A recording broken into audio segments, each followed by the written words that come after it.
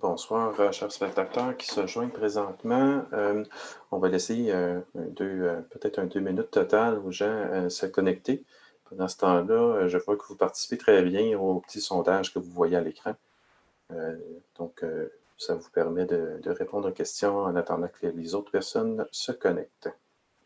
Nous allons commencer dans environ 2 minutes.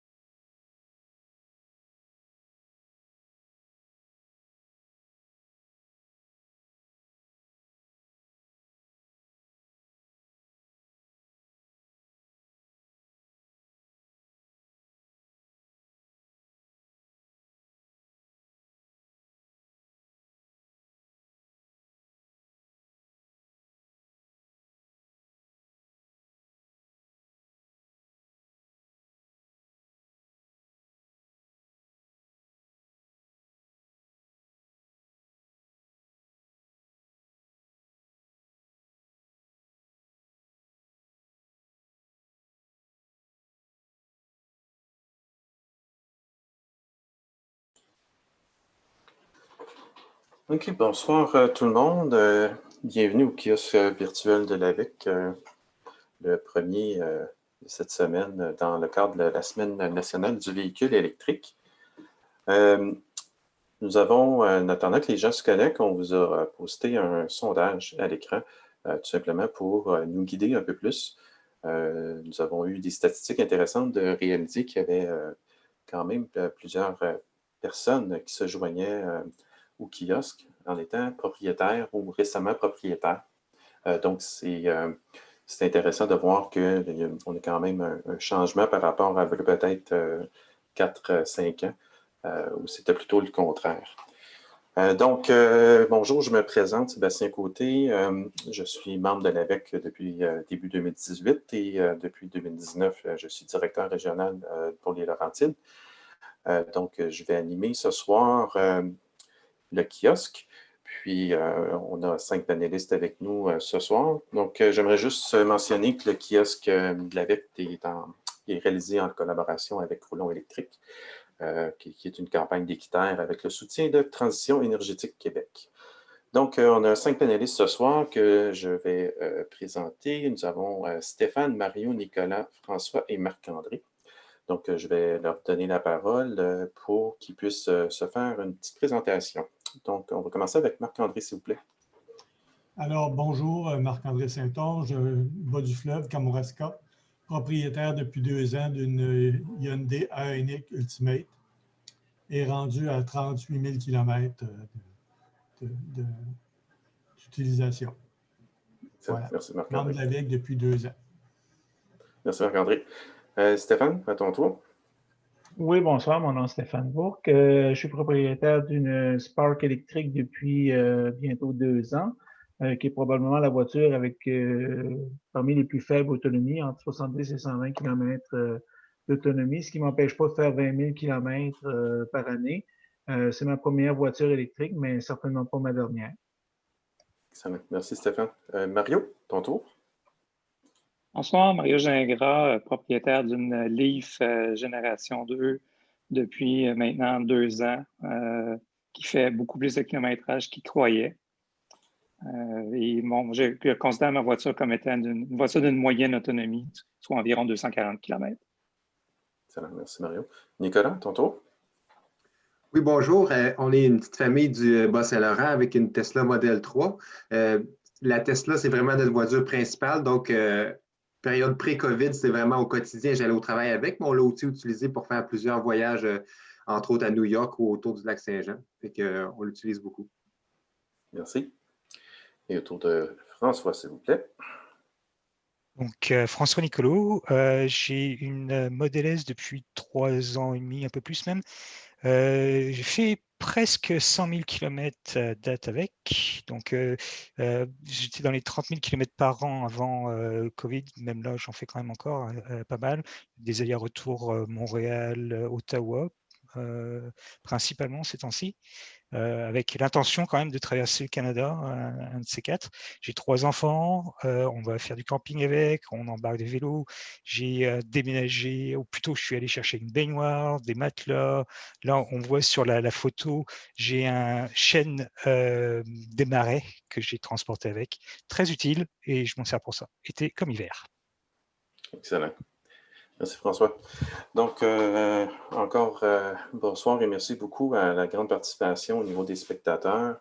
Le cadre ou le but de kiosque virtuel est un peu de remplacer les kiosques que nous faisons physiques là, lors d'événements de salons ou avec les villes des différentes régions. C'est un peu pour remplacer notre présence dans un kiosque. Les gens se présentent, viennent nous poser des questions à différents bénévoles, propriétaires de véhicules électriques. Comme vous savez, on a mis une pause cette année sur tous les essais et par le fait même plusieurs kiosques physiques. Donc, c'est un bon remplacement d'utiliser kiosque virtuel. Pour ce soir, la façon qu'on va fonctionner, on est là pour répondre à vos questions. On va fonctionner avec des questions quand vous allez utiliser soit la fonction de lever la main dans Zoom, qui vous permet, je vais essayer d'aller dans l'ordre pour donner la parole aux gens pour poser les questions à nos panélistes. Et l'autre solution est d'utiliser le QNR ou le Q&A en anglais pour les questions-réponses. On vous suggère de ne pas utiliser le chat ou le converser parce qu'on perd un peu le fil. Donc, deux façons. On aime bien les questions verbales, ça vous permet de partager aussi avec les gens. Donc, levez la main ou questions-réponses.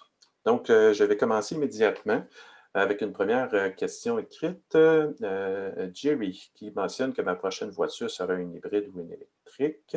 OK, c'est plus une constatation. On va y aller avec Alexis Bédard qui dit « N'oubliez pas, si vous avez des questions, vous pouvez me les poser. » OK. Je pense qu'on est un peu... J'aimerais que les gens nous en lancent à ce moment-là des questions pour nos panélistes. C'est bien gentil d'offrir votre aide, probablement pour ceux qui sont déjà propriétaires depuis un certain temps. C'est très apprécié. Donc, une question vocale à ce moment-là de Brigitte Chartier. On va vous donner la parole.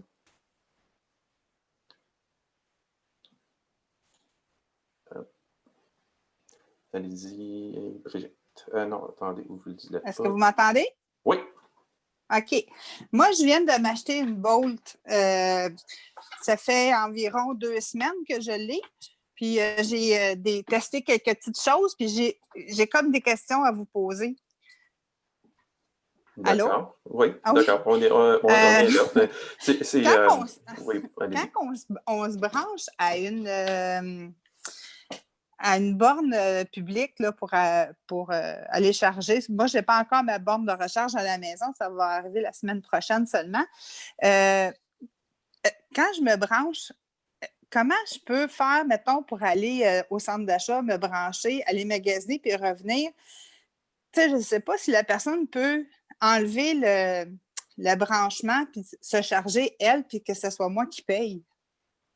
Est-ce que ça se barre, ça? D'accord. Je vais y aller avec Mario pour répondre. Bon, quand tu te branches sur une borne de centre d'achat, premièrement, aussitôt que la borne va être débranchée, on va débrancher ton pistolet, la session va arrêter. Donc, ça règle le problème pour le paiement. OK. Sur la Leaf, il y a un système qui permet de verrouiller le pistolet. Moi, ce n'est pas une Leaf que j'ai. Non, mais je vais t'expliquer que honnêtement, ça vaut rien. Avec un peigne, un enfant de 2 ans est capable de l'ouvrir. Okay. Donc, faites-vous-en pas. Aussitôt qu'on débranche le pistolet, la session arrête. OK. Bon, c'est bien parfait. Deuxième question. Quand j'embarque dans mon auto, il y a une petite musique qui ouvre en même temps que j'embarque dans mon auto avant que je parte mon auto. Puis ça me tape ses nerfs. Ça s'enlève-tu, cette petite musique-là d'ascenseur au début? Là, je suis un peu embêté. On n'a pas de propriétaire de Bolt avec nous ce soir. Puis, je ne pourrais pas garantir, il y a certains autres marques de véhicules qu'on est capable, avec certaines fonctions, d'enlever ces modules-là. Donc, je serais embêté pour cette question-là. Ce qu'on peut faire, c'est qu'on peut peut-être la prendre en note, puis essayer de vous revenir peut-être d'ici la fin de la session pour cette question-là. Peut-être juste rapidement, je sais que j'ai une couple d'amis qui ont des bolts. Il y a un certain nombre de fonctions qui sont configurables sur l'écran. Ce serait à vérifier si ce ne serait pas là-dedans déjà. D'accord, parfait. Donc, merci Brigitte. Pour vos questions, si vous en avez d'autres, vous pourriez relever la main. Je vais faire un switch à la question écrite. J'ai Simon Legault qui demande qu'il va prendre possession d'une Soul 2021 bientôt. J'ai des questions sur les antirouilles. Est-ce que c'est permis ou non? Que peut-on faire et quels sont les spécialistes? Stéphane? Oui, concernant les antirouilles, il faut juste éviter des endroits généralistes, là, où est-ce que, comment je pourrais dire ça, ils font un bon beurrage là, en dedans de 30 minutes là, d'un bout à l'autre du véhicule. Ce qui est important de savoir des véhicules électriques, c'est qu'on peut faire un antirouille, mais il y a certains endroits où est-ce qu'il ne doit pas y avoir d'antirouille d'appliquer et certains autres où est-ce qu'il doit en avoir. Surtout, par exemple, au niveau où est-ce qu'il y a des connecteurs, là, c'est bien important de ne pas mettre d'antirouille à ces endroits-là. Donc, j'irais plutôt voir des entreprises spécialisées qui connaissent les antirouilles pour les véhicules électriques. Il y a des entreprises, ce qu'ils vont faire, c'est qu'ils vont carrément démonter les panneaux puis vraiment l'appliquer à la bonne place au lieu de faire des trous un peu partout puis beurrer la grandeur. Fait que c'est sûr que ça va faire des antirouilles qui vont coûter plus cher, surtout la première fois. Les fois subséquentes, c'est moins pire. On va juste faire les retouches aux endroits où est-ce que, par exemple, l'eau va aller toucher, puis ça va coûter à peu près le même prix qu'un antirouille ordinaire. Tandis que le premier, ça vaut vraiment la peine d'aller dans un endroit spécialisé. Ça va coûter beaucoup plus cher, mais ça va être bien fait, puis vous n'allez pas le regretter. Parfait. Merci Stéphane. Pour un ajout par rapport à ça, dans le site de l'AVEC, si vous allez dans la section vous mettre membre, il y a certains privilèges en étant membre hors de l'AVEC, chez qui on a des partenaires où ce qu'ils offrent de l'antirouille. Présentement au Québec, une compagnie québécoise qui a les produits ProLab ont des produits qui sont certifiés pour être utilisés sur les véhicules électriques pour ne pas endommager des choses. Donc, je passerai à une autre question de Francis Lachance. Y a-t-il un rabais d'immatriculation pour véhicules électriques ou branchables? Qui veut prendre la parole? Mario? Malheureusement, non, il n'y a pas de rabais d'immatriculation. Par contre, la plaque verte donne des avantages. Exemple, bon, dans la région de Montréal, tu as le pont la fameux pont de la 25 et le pont de la 30 qui sont sans frais en faisant une demande de vignette. On a des voies réservées où les voies réservées ou de covoiturage qu'on peut accéder avec nos véhicules en ayant seulement qu'une personne à part. Les traversiers sont le passage de ta voiture sur les traversiers de la Société de transport la Société des traversiers du Québec. C'est gratuit. Tu peux aller voir sur le site de la RAMQ pour la plaque verte ou sur le site de l'AVEC. Ils donnent tous les avantages qui viennent avec la plaque verte. Parfait, merci bien. Juste rapidement, j'ai eu une réponse, Brigitte, qui avait une question au niveau des sons dans la boîte. On m'indique que pendant que le son joue à l'entrée dans le véhicule, utilisez le bouton du volume pour le baisser au maximum. Pendant que le son est en fonction, probablement que ça règle une situation. Donc, vous pourrez le tester et nous revenir avec ça.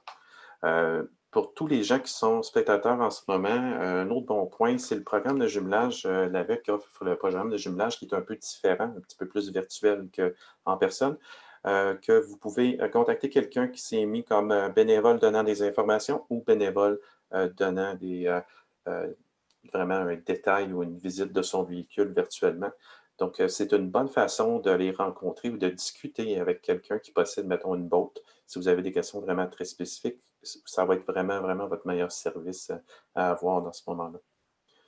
Donc, merci pour ça. J'irai avec Olivier Simon qui dit qu'il est nouvellement propriétaire d'une boat 2020. Question bien pratique, est-ce qu'on peut recharger sur une BRCC avec le moteur en marche? Stéphane Bourque? Oui, Stéphane.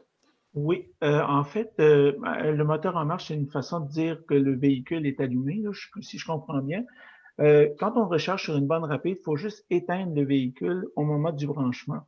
Une fois que le branchement est amorcé, que la recharge est en train de se faire, là, on peut allumer le véhicule comme tel, utiliser le chauffage, la climatisation, mais c'est impossible de bouger le véhicule, là, il est verrouillé automatiquement pour éviter qu'on arrache le pistolet. Donc, oui, on peut faire fonctionner le chauffage puis utiliser toutes les fonctions normales du véhicule, sauf se déplacer. Excellent. Merci, Stéphane. Je vais aller du côté des mains levées. J'ai Jean-Michel Égaré. Allez-y.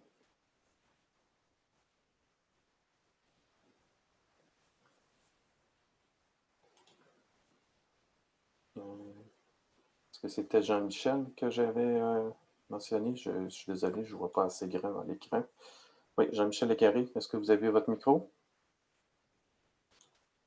Oui, allez-y. Vous m'entendez? Oui, on vous entend. Ah, bon. Alors, bonjour, moi, j'ai une Kia Soul 2015, j'ai à peu près 100 000 km.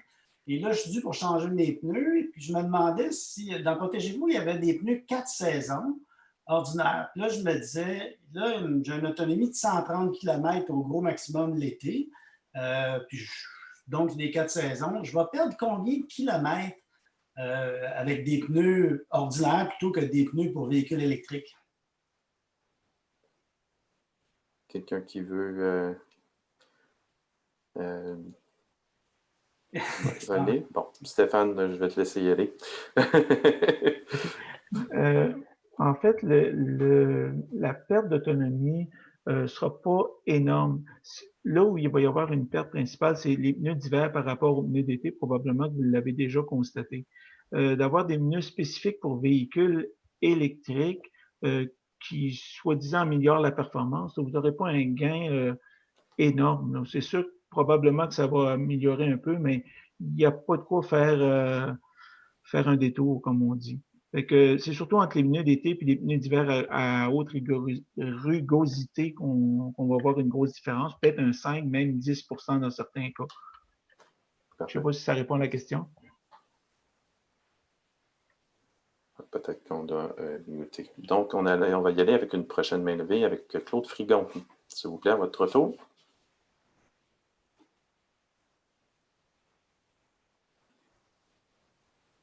Vous êtes autorisé à parler. Oui, bonsoir. Oui, bonsoir. Je voudrais savoir, je voudrais faire ma première achat pour une voiture électrique, mais je ne sais pas quelle voiture me diriger. Pour faire un bon achat, vous me conseillez quelle voiture?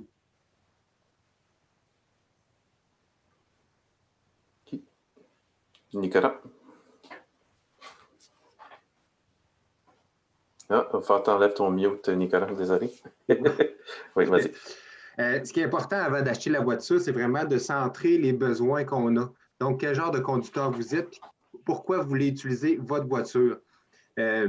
En gros, si vous voulez l'utiliser au quotidien ou pour aller vers des voyages un petit peu plus loin, ça peut être un impact sur le type de modèle que vous choisissez avec une autonomie plus grande ou une autonomie plus petite. Est-ce que vous avez besoin de beaucoup d'espace de rangement? Donc, c'est le genre de questions que vous devez vous attarder pour savoir quel véhicule vous voulez. Donc, qu'est-ce que vous allez faire avec ce véhicule-là? Puis à partir de là, il y a beaucoup de conseils qu'on peut vous donner sur plusieurs types de modèles qui pourraient bien faire l'affaire. OK, moi, je faisais beaucoup de routes avant ça, mais là, pour une couple d'années, à 2 ans, je n'ai fait beaucoup plus de villes que de routes. Sur le côté économique aussi, puis on est riche de grandes personnes aussi. J'avais des intentions dans le Vaud qui m'intéressaient beaucoup. Ce serait une de, je ne sais pas si vous êtes bon pour me le conseiller ou il y en a d'autres qui suffirait pour moi. Oui, bien c'est ça, comme je l'expliquais. Si vous ne pensez pas à faire des vraiment grands voyages, des tournées en région, d'avoir une grande autonomie ne sera pas un avantage pour vous. Fait que oui, peut-être la Bolt, je sais que l'autonomie de mémoire, c'est peut-être dans les 300 km. Donc, une petite voiture de ville, ça serait une bonne affaire, oui. 413 de mémoire ou quelque chose comme ça. Ouais. Mais c'est un très bon véhicule. J'ai suggéré en fait à des voisins qui justement ne faisaient pas énormément de voyages, donc ils faisaient des distances de 100-150 km. Honnêtement, c'est parfait. Ils vont pouvoir faire l'aller-retour sans problème, se recharger chez eux. Ils sont très contents avec. C'est un très très bon véhicule. Parfait. Merci. Merci, Claude. Merci beaucoup. Parfait. Je vais passer à une autre question. Martin Dupont, je vais vous permettre de discuter. Oui. Est-ce que vous m'entendez bien? Oui. OK. Ma question, ça portait sur l'anti-rouille. Tantôt, vous l'avez abordé un peu. Est-ce que c'est vrai que les garanties des manufacturiers tombent une fois que si quelqu'un fait mettre une anti-rouille sur son auto? Je vais donner la parole à Mario. Je dirais que ça dépend du manufacturier. Moi, ma Nissan, je suis capable de le faire. Ça dépend du manufacturier. Je veux dire, c'est vérifié avec le manufacturier, il va vous le dire. Sinon, on l'a peut-être vérifié sur le site de l'AVEC, vous allez avoir plus d'informations. C'est malheureusement, je crois que, à moins que je me trompe, je pense que Tesla, ils ne permettaient pas l'anti-rouille sur leur voiture. Ça dépend. Il n'y a pas de standard. OK. Maintenant, j'avais une autre question au sujet des bornes de recharge publiques. Ce midi, j'ai assisté à une conférence et les gens ont parlé qu'il y avait plusieurs réseaux de bornes.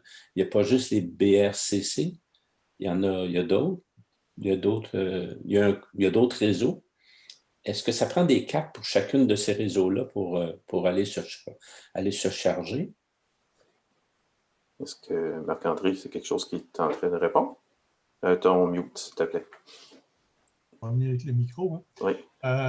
Au niveau des cartes, normalement, tu as le circuit électrique ou encore la carte Flow qui donne accès à toutes les BRCC là, du circuit électrique. Avec la carte Flow et l'application Flow sur un téléphone intelligent, tu vas avoir accès aux bornes de ChargePoint. Les bornes de Petro-Canada fonctionnent avec une bonne vieille carte de crédit. Généralement, avoir une carte là, du circuit électrique ou de Flow règle passablement le problème. Il y a aussi le VDOT, je pense qu'il y a un réseau aussi, mais nous autres ici, c'est pas. Moi, je suis dans le bas du fleuve, il n'y a pas beaucoup de bornes, c'est plus dans le coin de Trois-Rivières, je pense. OK, mais, parfait. Merci. Merci, Marc-André.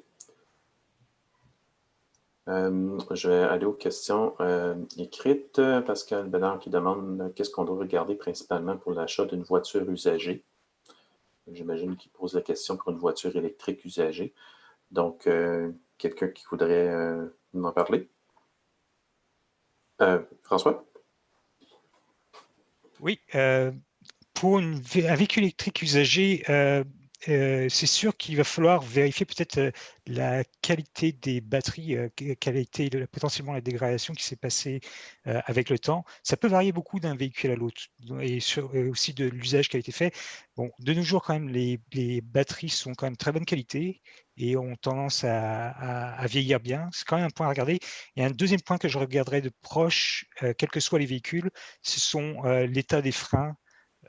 S'assurer qu'ils ne sont pas toutes jamais ou ce genre de choses. Ça c'est un truc qui demande un peu de maintenance. Il y a une maintenance, je dirais, à faire en général sur un véhicule électrique, c'est peut-être les freins. Bien sûr, avec les changements de roue. Parfait, merci. Bonne réponse. Je vais aller sur une autre question écrite de Pierre Rousseau. Existe-t-il une subvention fédérale ou provinciale disponible pour le Tesla Model 3 2021? Nicolas? Oui, c'est ça. Au niveau fédéral, en fait, c'est une question de prix. Pas tous les Tesla Model 3 vont avoir droit à la subvention fédérale qui est de 4 000 $. La Tesla Model 3 Standard Range, qu'on appelle, elle est éligible à ce rabais-là. Mais tous les autres modèles, ils ont un prix un peu trop élevé, puis ils passent au-dessus. Même chose pour le modèle Y aussi, ils passent tout au-dessus. Ça, c'est vraiment le Standard Range, qui est le modèle de base qu'on peut avoir la subvention. Parfait. Merci, Nicolas. On va aller aux mains levées avec Jerry. Allez-y, votre micro est activé.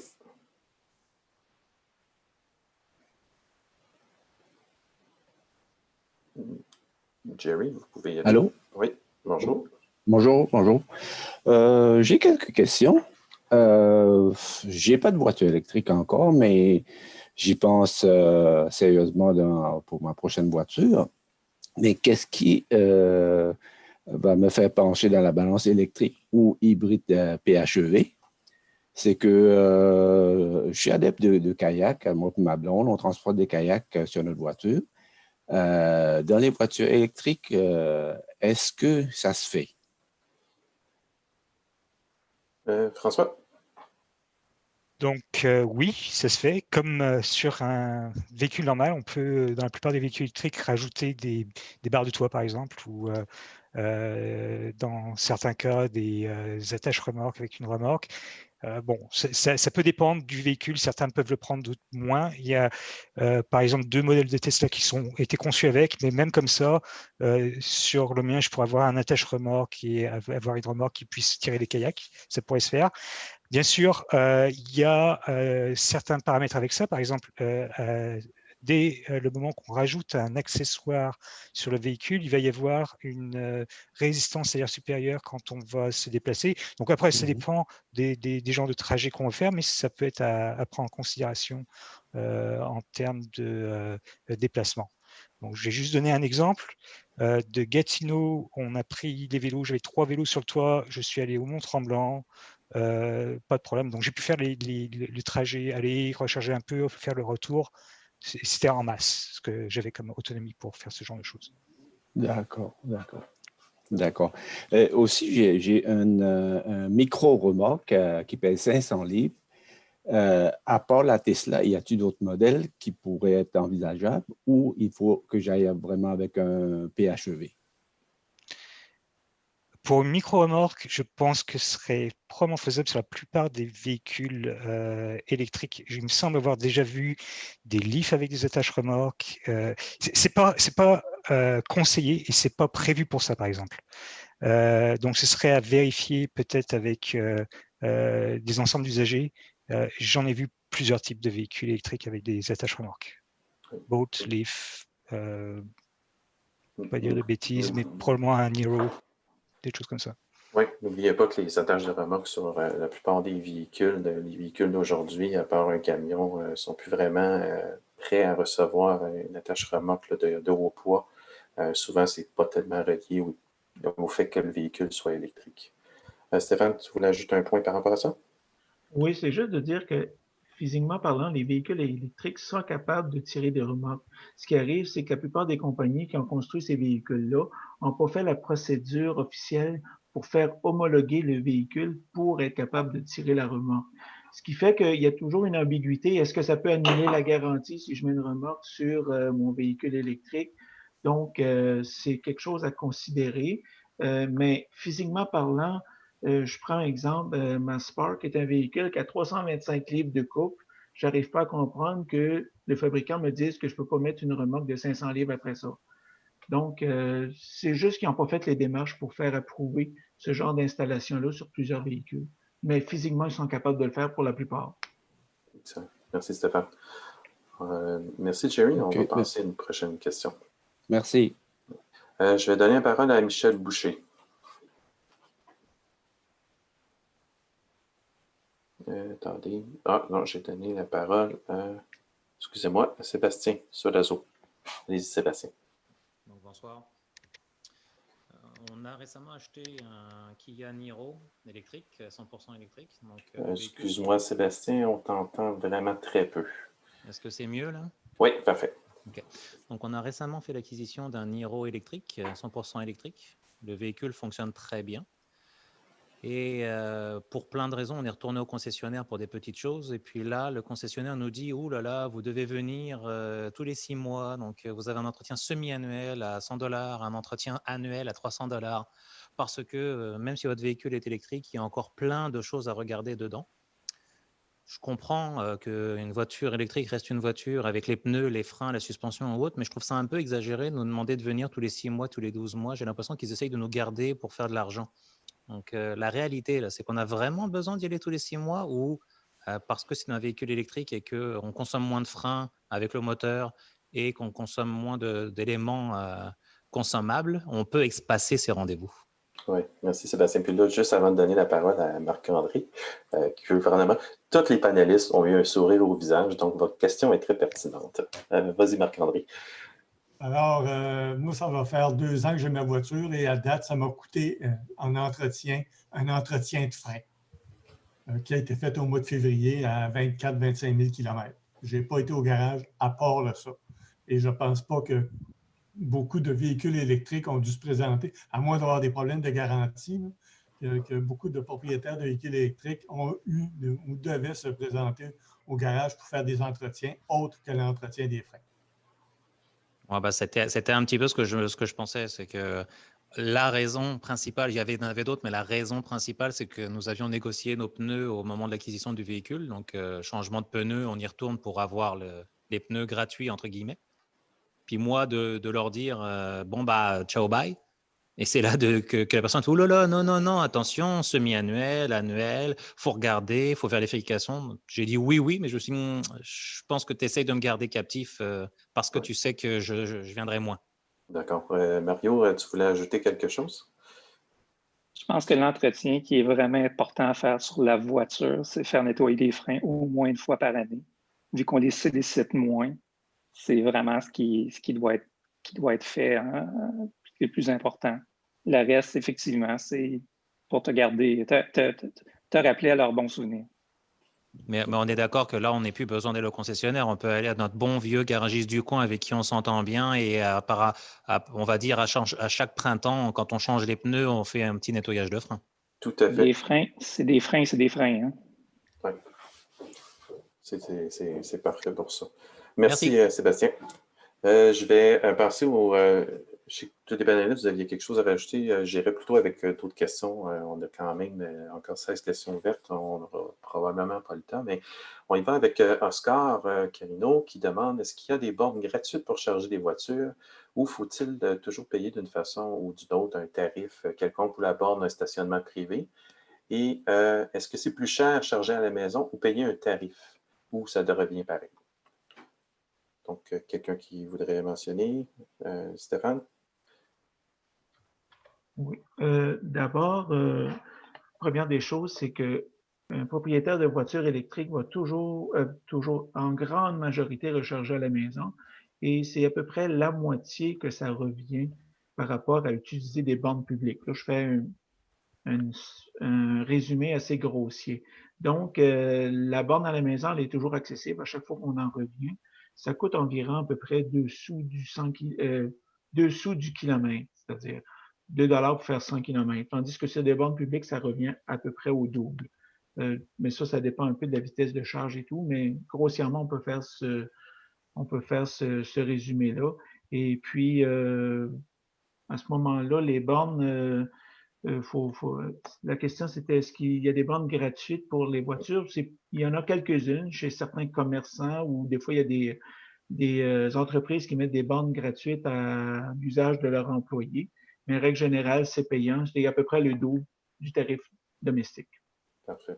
Excellent. Merci pour la réponse. Et la question, on va y aller avec une autre question écrite de France Couture. Comment se comportent les véhicules électriques dans des conditions d'hiver intenses? C'est-à-dire de monter les côtes, etc. Donc, dans le fond, hiver intense, monter les côtes, dans le fond, dans toutes les conditions plus difficiles, tous les VE, mais particulièrement les Tesla. Donc, je crois qu'on peut répondre de façon générale de tous les véhicules électriques. Nicolas, tu as enlevé ton mute. Est-ce que tu voulais prendre la réponse? Oui, vas-y. Oui, en fait, le modèle Tesla, il y a certains modèles qui sont 4 roues motrices. En général, c'est les modèles qui ont une autonomie plus longue, donc sont plus chers. Moi, j'ai le modèle de base qui est propulsion arrière. Puis en hiver, ça va vraiment, vraiment bien. Tesla ont intégré dans leur ordinateur des systèmes de correction d'antidérapage ou même que sur ma voiture, je ne vais jamais avoir les roues qui tournent dans le beurre, comme on dit, parce que la voiture détecte que ça va tourner puis ça va aller au ralenti. Un peu comme un ABS, mais à l'envers, à l'accélération. Ça fait qu'on reste beaucoup moins pris. Le poids de la voiture fait que la traction est vraiment excellente. Si vous pensez que vous avez besoin d'un 4 roues motrices, vous pouvez regarder ça, mais même à propulsion, j'ai rien à dire. Parfait. Ça, c'est pratique pour les côtes. Quelqu'un qui voudrait ajouter quelque chose par rapport à peut-être le côté hiver intense? Mario? Non? OK. François? En hiver intense, c'est-à-dire que faire des trajets par moins 20, je dirais même moins 30, j'en ai fait par moins 31, moins 32, moins 33 par là, à un moment donné. C'est sûr que ce qui va être le plus marquant, c'est peut-être les pertes d'autonomie qui vont éventuellement avoir lieu en fonction de la chauffage, de l'habitacle, des batteries, tout ça. Mais en termes d'adhérence, c'est le même genre d'adhérence que tu vas avoir avec un autre véhicule. Je dirais peut-être meilleur parce qu'avec le poids de la voiture, elle va mieux accrocher en fait sur la route. Elle va être vraiment campée dessus. Elle a une très très bonne traction. J'ai fait plusieurs voyages, par exemple l'hiver dernier, coup sur coup, un voyage donc aller-retour, l'aller sous une pluie verglaçante de Gatineau à Montréal, le retour sous une tempête de neige. On n'y voyait rien du tout. Tu ne voyais pas plus qu'une voiture ou deux devant toi. Et malgré ça, la tenue de route de la voiture est assez remarquable. Donc, c'est vraiment un véhicule qui va fonctionner par toutes sortes de météo, de température, etc. Il n'y a vraiment pas de problème avec ça. Parfait. Excellent. Merci. On va aller aux questions à main levée de Michel Boucher. C'est à votre tour. Oui. Est-ce que vous m'entendez? Oui. OK.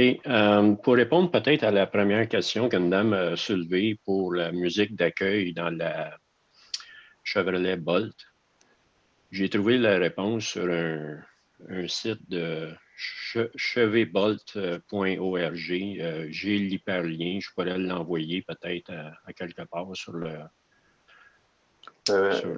Mettez-les dans le conversé ou dans le chat. Comme ça, la personne pourra s'y référer. OK. Dans le chat, je vais envoyer ça. Merci beaucoup, Michel. OK, merci. Au revoir. Je vais passer la parole à Olivier Simon.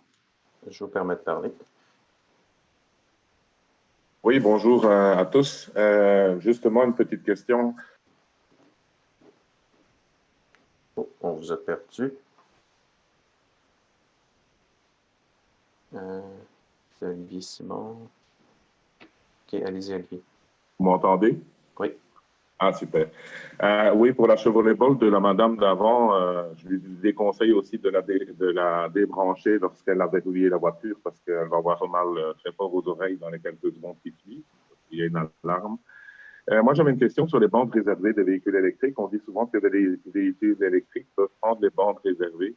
Est-ce qu'il faut que explicitement sur le panneau de la bande réservée, il y ait le logo véhicule électrique? Ou est-ce qu'on considère qu'une bande réservée est accessible à tous les véhicules V et plaque verte? Quelqu'un qui voudrait prendre la parole? Moi, de mon côté, je ne suis pas sûr de saisir votre question.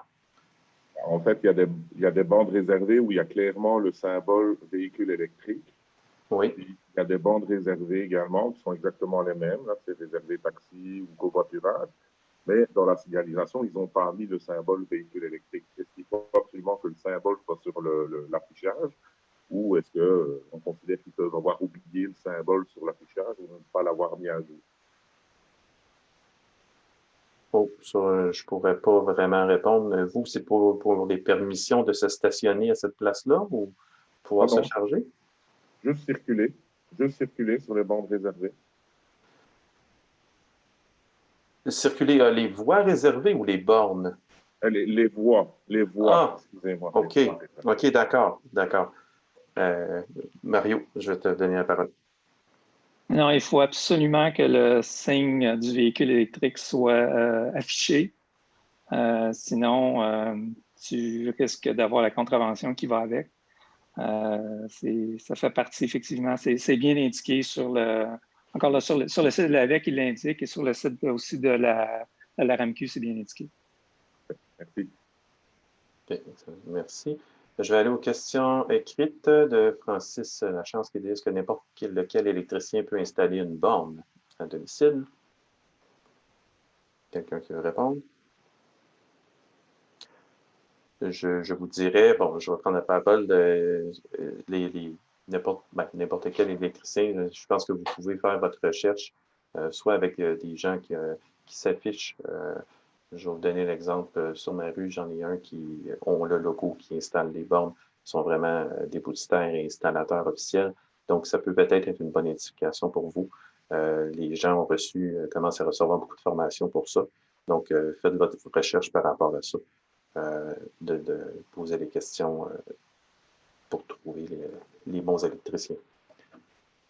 Je vais y aller avec une autre question écrite de Byron Biggs. Est-ce que les Tesla Model 3 peuvent être rechargés sur n'importe quelle borne? Exemple, dans les bornes au Saint-Hubert et au Rona. Nicolas? En fait, c'est la règle générale, c'est la règle pour toutes les Tesla. Eux ont des ports de recharge qui sont différents.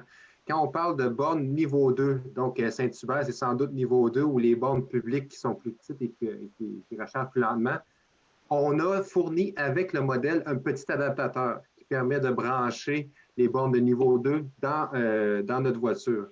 Puis pas juste modèle 3, en fait, toutes les autres Tesla ils ont la même port de recharge, mais cette port de recharge-là est différente de toutes les autres marques de voitures.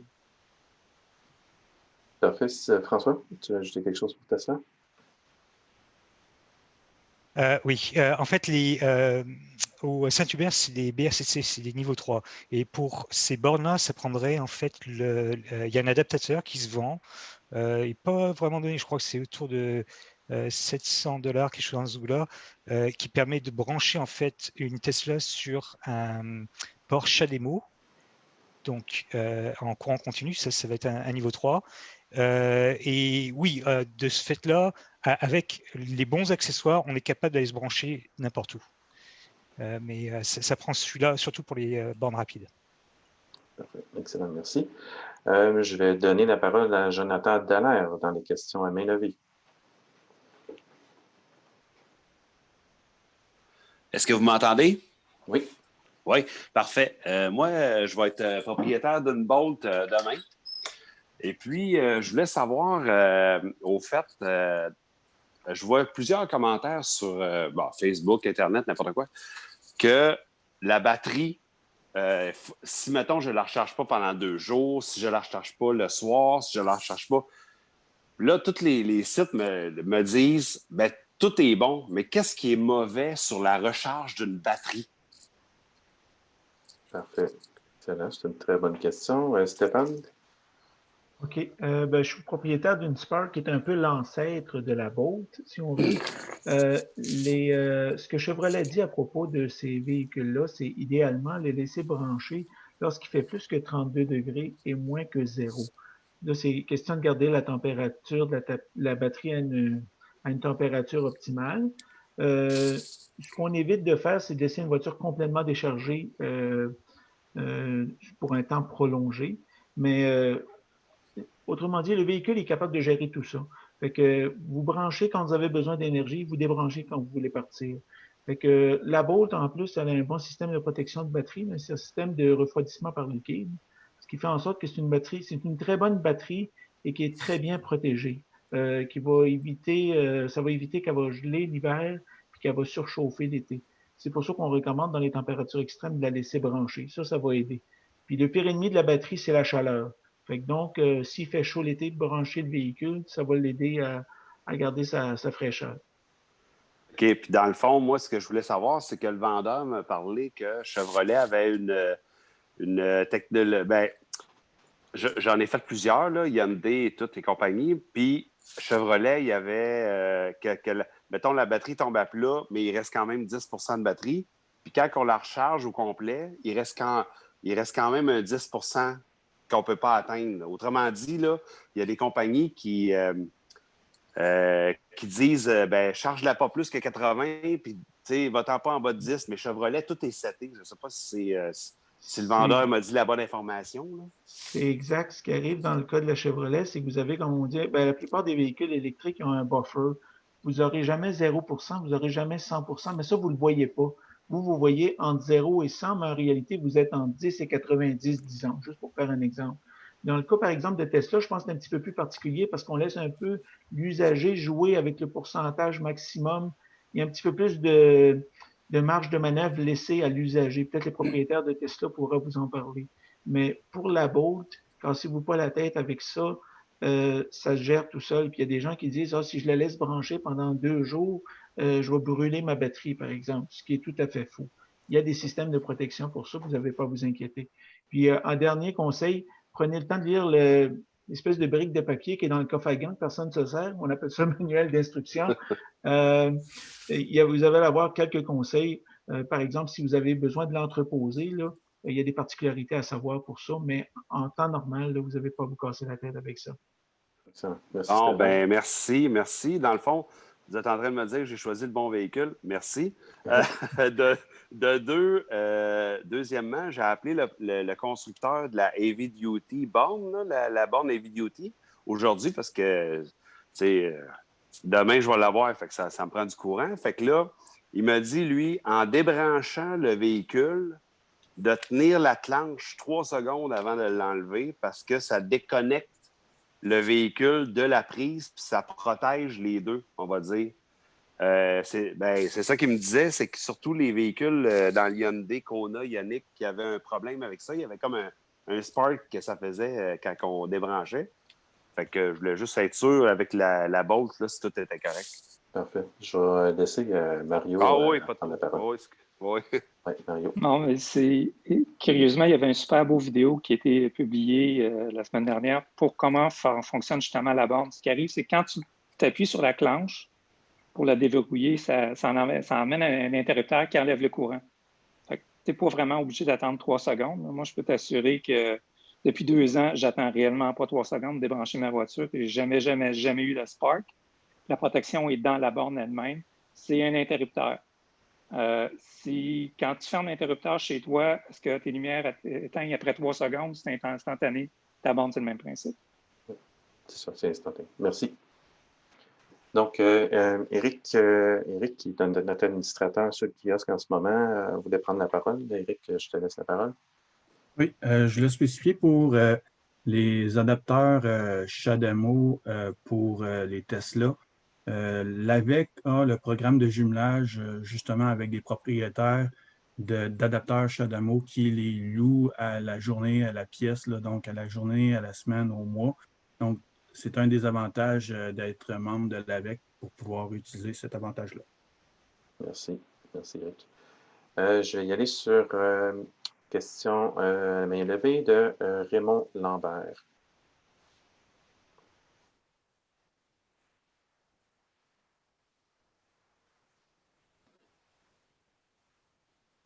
Raymond, est-ce que vous... attendez. Vous êtes autorisé à parler? Oui, là, on vous entend. Okay. Merci. Alors, félicitations à l'AVEC pour organiser le webinaire et merci aux panélistes d'être là pour répondre à nos questions. J'aimerais savoir s'il existe maintenant sur le marché un véhicule électrique dans le créneau VUS compact à traction intégrale qui se qualifie pour les 2 rabais gouvernementaux. D'accord, merci. Quelqu'un veut répondre? Je pense qu'on a tout un point d'interrogation parce qu'on connaît un peu notre cahier. Je vous conseillerais peut-être de vérifier la brochure Roulon électrique là, qui est disponible en PDF électroniquement sur notre site web de la VEQ. Les véhicules à traction intégrale sont extrêmement rares dans les 100% électriques. Donc, vous aurez peut-être plus de chance dans un hybride branchable tel qu'un Outlander ou des choses comme ça, ou un RAV4 branchable, mais qui sont des véhicules pas tout le temps disponibles dépendant de la marque. Donc, je vous conseillerais de regarder justement cette brochure-là qui vous donne un éventail là, de tous les véhicules disponibles. D'accord, c'est ça. Je suis allé au dernier salon de l'auto de Montréal et un tel véhicule n'existait pas encore sur le marché. Au niveau des PHEV, est-ce qu'on ne perd pas l'avantage du véhicule électrique, à savoir plus de moteur thermique, donc tout l'entretien qui va avec ça, puis les changements d'huile, toute la mécanique qui reste encore là sur le véhicule. Donc, moi, dans ma tête, là, c'est un compromis, mais dans le fond, ça reste une voiture thermique avec une petite autonomie électrique. Alors, on se trouve à perdre l'avantage du véhicule 100% électrique. Là. Je ne sais pas si c'est que vous en pensez. Mario? Mais je pense que où le PHEV peut être intéressant, c'est, exemple, si l'autonomie que la batterie vous donne, je vais prendre, je ne sais pas, le véhicule vous donne 40 km d'autonomie et c'est ce que vous faites par jour pour aller au travail ou vos déplacements quotidiens. Bien, cette journée-là, vous ne prenez pas d'essence. Vous allez prendre l'essence quand vous avez des plus gros déplacements à faire, qui peut être une alternative intéressante aussi. Là. Comme je dis, si vous roulez 100% du temps, 5 jours par semaine ou 80% du temps électrique, mais c'est 80% du temps que vous n'émettez pas de gaz à effet de serre. J'ai une amie qui a une Prius Prime branchable et pour elle, c'est la plus belle voiture parce que durant la semaine, elle ne prend pas d'essence. Elle prend de l'essence quand elle va prendre des plus gros déplacements. C'est un choix. OK. Puis rendu là, on sait qu'une voiture, le moteur thermique et toute cette mécanique-là, quand ça n'est pas utilisé ou peu utilisé, ça s'encrasse, puis ça vient qu'à nécessiter plus d'entretien. C'était un peu ma préoccupation sur ce côté-là. Et je sais que la Chevrolet Volt, elle vous envoie un message quand vous ne servez pas de voiture, un moteur thermique assez souvent. Elle vous envoie un petit message si vous voulez me faire rouler. Oui, celle-là est particulière parce que la motorisation est toujours électrique, puis le moteur thermique, en fait, c'est en fait une génératrice. Donc, il est différent des autres, là, le Volt, à ma connaissance. Puis, j'ai une question quasiment existentielle. J'ai une collègue de travail qui a un véhicule électrique, puis à un moment donné, elle a eu un rendez-vous médical sur l'heure du midi, puis avec ça, ça a augmenté son parcours quotidien. Et puis, il lui manquait quelque chose comme 5 km d'autonomie pour se rendre chez elle le soir. Je me demandais, est-ce qu'il existe un véhicule électrique qui permet de transférer une certaine charge à un autre véhicule pour dépanner là, pour quelques kilomètres comme ça? Ou s'il n'y a aucun constructeur qui a pensé à ça encore? Ça n'existe pas. François, tu veux donner quelque chose? En fait, c'est quelque chose qui va probablement s'en venir dans les années à venir. En fait, je pense que Lucid, le véhicule qui vont sortir l'année prochaine, va avoir ce genre de capacité. Avec le véhicule, tu vas être capable de recharger un autre. Il y en a d'autres qui ont des plans comme ça, comme le Cybertruck. Il va avoir des capacités similaires, mais ce n'est pas des fonctions qui ont été développées pour les véhicules de tous les jours à date. Pas vraiment. D'accord, merci beaucoup. Merci. On va pas aller aux questions écrites. Brigitte Chartier qui dit qu'à propos de faire fonctionner l'auto lors de la recharge, une borne de recharge rapide, on a dit que tantôt ça fonctionnait, on pouvait redémarrer, remettre le véhicule à on pour faire fonctionner le chauffage. Mais est-ce que ça vaut aussi pour une borne de niveau 1 et de niveau 2? Stéphane? Oui, ça peut tout à fait se faire, mais le problème à ce moment-là, c'est que dans mon cas, j'ai une borne de niveau 2 qui charge seulement à 3 kW. Si l'hiver, pendant que je me charge de 3 kW, je fais chauffer mon véhicule, par exemple, bien, je vais consommer plus d'énergie que ce que la borne m'apporte. Fait que oui, c'est tout à fait possible de faire fonctionner le véhicule pendant une recharge niveau 1, 2 ou 3, mais sur niveau 1 ou 2, bien, il est possible que vous consommiez plus d'énergie si vous utilisez le chauffage ou la climatisation que ce que la borne vous apporte. Mais ça se fait. D'accord. Écoutez, chers spectateurs, je vais prendre peut-être une dernière question écrite, une dernière question à main levée. Je suis désolé, le temps est filé, il est 8h55. Donc, je vais y aller avec Anita Woulemi. Je vous laisse la parole.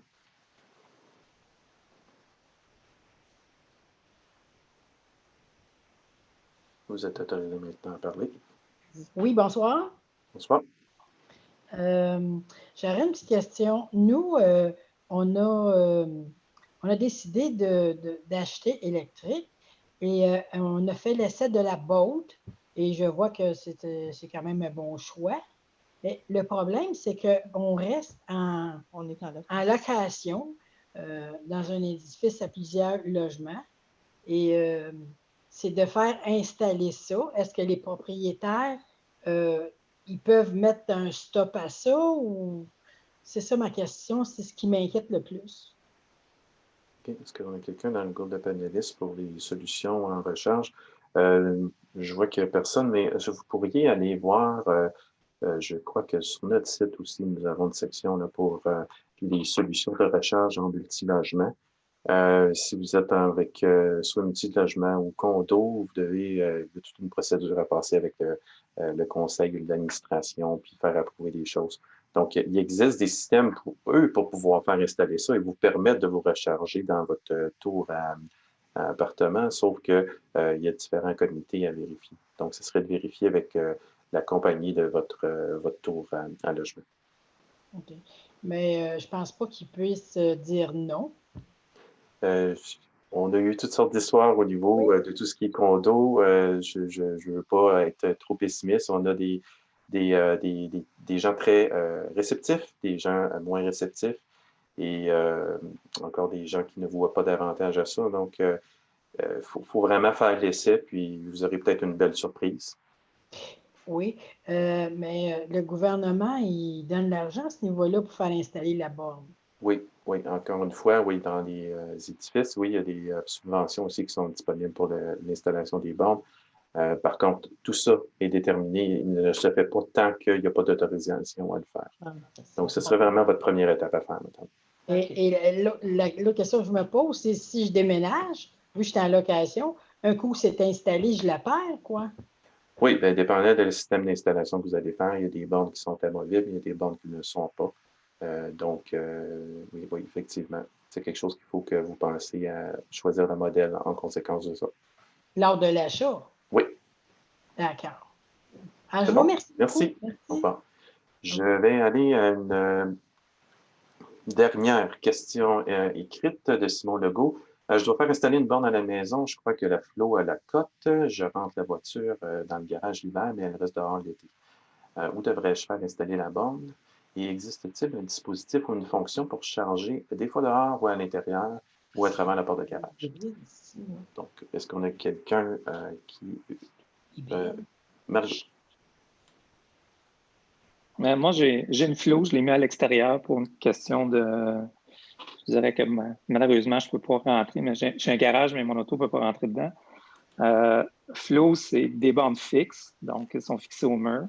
Il y a paquet tu peux faire une trappe où tu peux sortir ton pistolet, donc tu mets ta borne à l'intérieur, comme ça tu as les deux choix. Encore là, si tu recherches, oui, je vois quelqu'un qui a posté Vidéoté. Vidéoté, ce qu'ils ont d'avantage, c'est effectivement qu'ils ont une borne qui est portative, c'est-à-dire que c'est une prise électrique qui te permet de brancher ta borne. Par contre, là, ça te prend deux prises. Et dépendamment de l'électricien avec qui tu vas parler, il ne voudra peut-être certainement pas mettre deux prises sur le même circuit. Donc, c'est un choix de savoir ce que tu as comme espace. Sinon, il y en a qui ont mis des trappes qui permettaient d'entrer ou sortir le pistolet. Tu fais une recherche sur Facebook ou sur Internet, tu vas trouver plein d'idées avec des gens qui ont énormément d'imagination. C'est un bon point. Merci. Puis, regarde, on se permet une dernière pour la dernière minute de Stéphane Bastien qui demande combien d'années les batteries d'un véhicule électrique peuvent-elles durer? Est-ce qu'il y a quelqu'un qui veut prendre la question? Oui, Stéphane? En fait, la batterie est faite pour durer la durée de vie du véhicule. C'est juste qu'il va y avoir une certaine détérioration au fil des années. Ça varie de peut-être 1 à 3 par année. Là. C'est un chiffre assez grossier, mais normalement, c'est un peu comme quand on achète un véhicule à essence. On ne se demande pas combien de temps la transmission va durer. Ben, c'est un peu le même principe. C'est fait pour toute la vie du véhicule. Parfait, merci.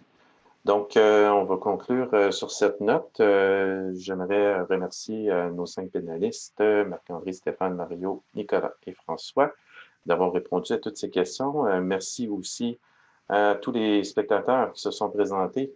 Vos questions ont été tous intéressantes et j'espère que tous ceux qui étaient à l'écoute aussi ont appris beaucoup. En complément d'information, on a toujours d'autres d'autres kiosques virtuels qui vont s'offrir à vous. Dans la Semaine nationale du véhicule électrique, vous pouvez trouver différents types de conférences ou d'autres informations. Notre site web contient beaucoup aussi de différents liens, des capsules vidéo, des capsules d'utilisation en hiver, des guides pour vous aider à choisir votre véhicule. Donc, c'est tous des bons points. J'aimerais remercier aussi là, toute votre participation et aussi Roland Électrique et Équiterre de nous avoir permis de faire ce kiosque virtuel. Alors, je vous souhaite bonne soirée et à une prochaine fois. Au revoir. Salut.